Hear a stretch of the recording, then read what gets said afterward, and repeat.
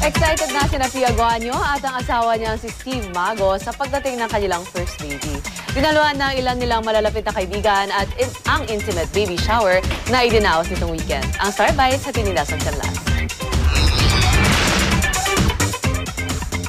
Grant me a motherly heart that is pure, steadfast, and generous. I hand over to you my own concerns, any anxious fears that may come. Sa mga ngiti pa lang ni Pia Guanyo at ng asawang si Steve Mago, bakas na ang excitement sa pagdating ng kanilang baby girl. Matagal na raw nilang pinaghahandaan ang pagsilang ng kanilang first baby. Super research. Like, parang it's a new project talaga. Kahit ako, meron akong sariling book. Meron kaming tigisang book na binabasa for this, for the preparation for the baby.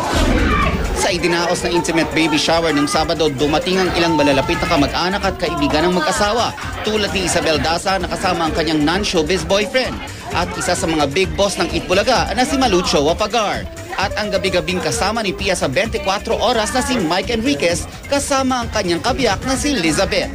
Si Mr. Investigador nakisali pa sa parlor games. Excited kami para kay Pia at kay Steve.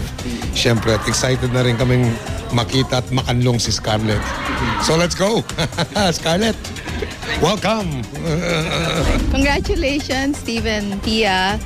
And you know what? Stay with the Lord always because the fruit of the womb is a reward from God. Binunyag na ni Pia at Steve ang second name ni baby Scarlett. Janine is a French name which means God is gracious. And parang with our experience together from the time that we met till the time we got engaged and married and through this pregnancy, I mean, there is no doubt that God has been truly gracious to the both of us.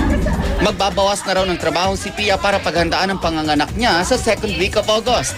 Maglalaan daw siya ng oras para sa kanyang baby at plano daw ng new mommy na mag-breastfeed para siguradong healthy at magandang bonding nila ni baby Scarlett Janine. Nelson Canlas, GMA News.